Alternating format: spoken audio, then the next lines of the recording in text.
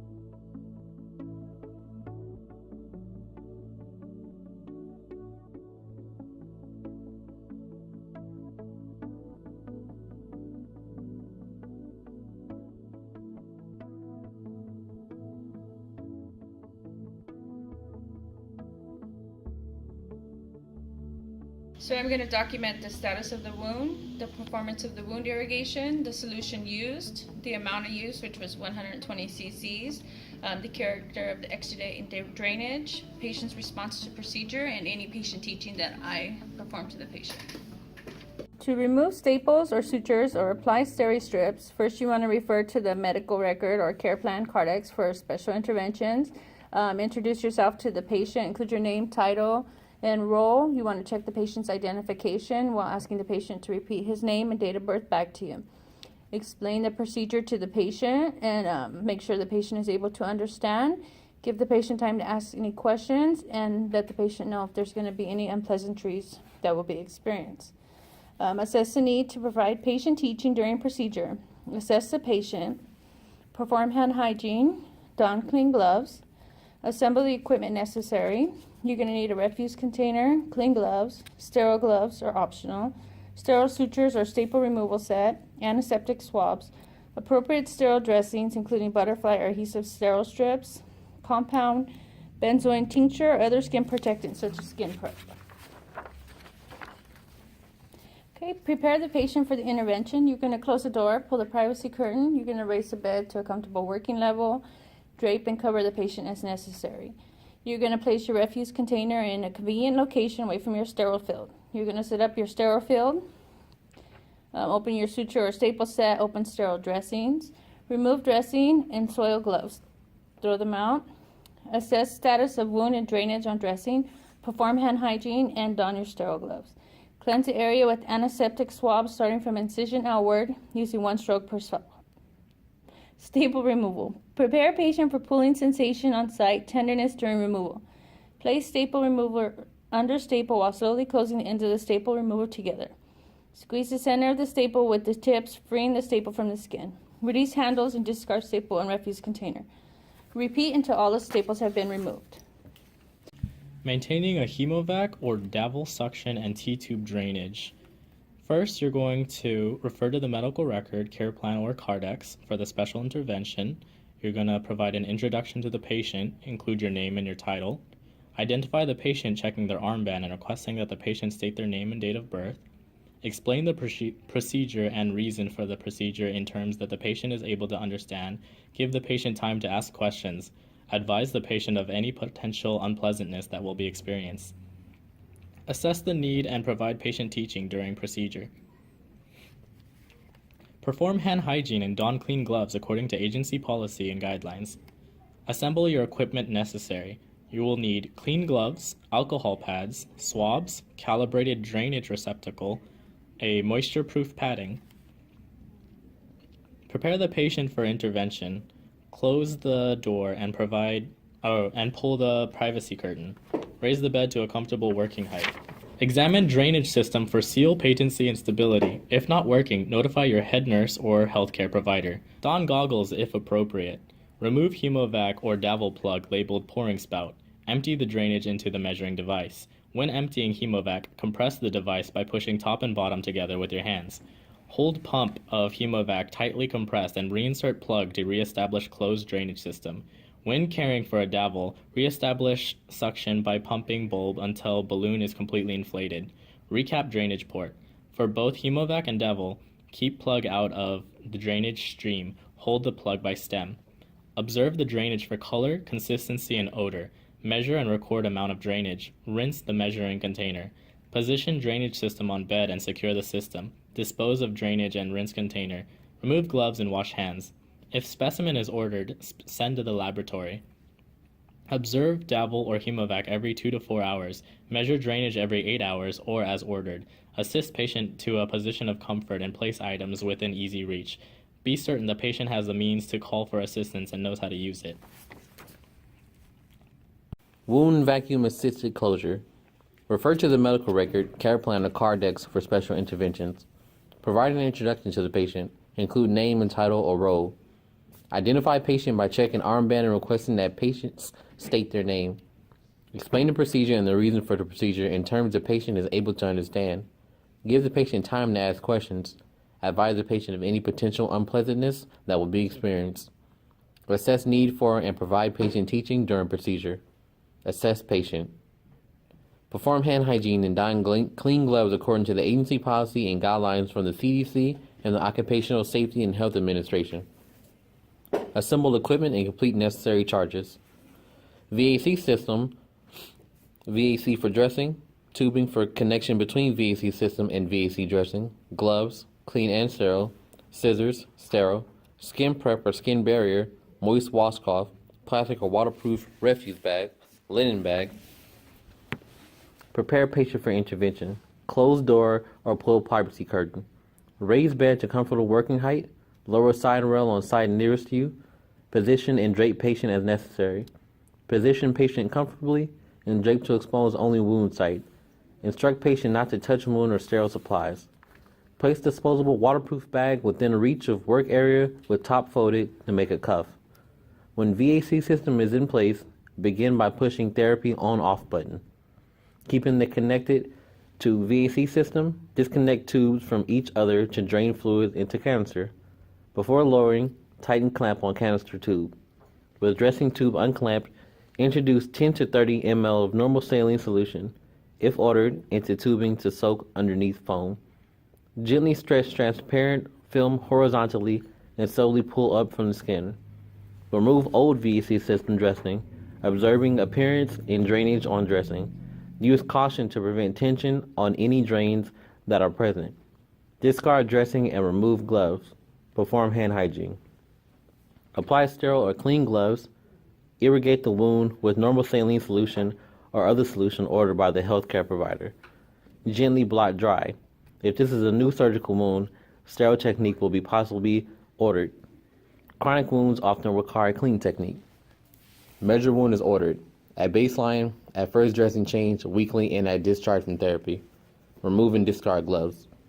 Depending on the type of wound, apply sterile gloves or new clean gloves. Do not use the same gloves worn to remove old dressing. Prepare the VAC foam. Select appropriate foam. With sterile scissors, cut foam to wound size. Proper size of foam dressing helps maintain negative pressure to entire wound. Dressing must be cut to fit the size and shape of the wound, including tunnels and undermined areas. Gently place foam in the wound, ensuring that the foam is in contact with the entire wound, margins, and tunneled and undermined areas. Apply a wrinkle-free transparent dressing over foam and secure tubing to the unit. For deep wounds, regularly reposition tubing to minimize pressure on wound edges. In addition, frequent repositioning of patients with restricted mobility or sensation is important so that they do not lie on the tubing and cause further impairment of skin integrity. Apply skin protectant such as skin prep or stoma adhesive to skin around the wound. Apply wound VAC dressing.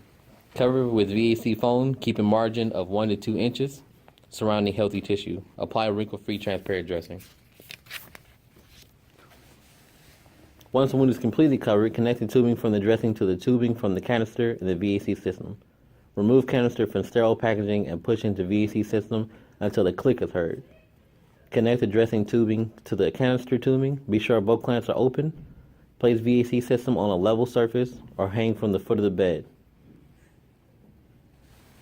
Assist patient to a position of comfort and place needed items within easy reach. Be certain patient has a means to call for assistance and knows how to use it.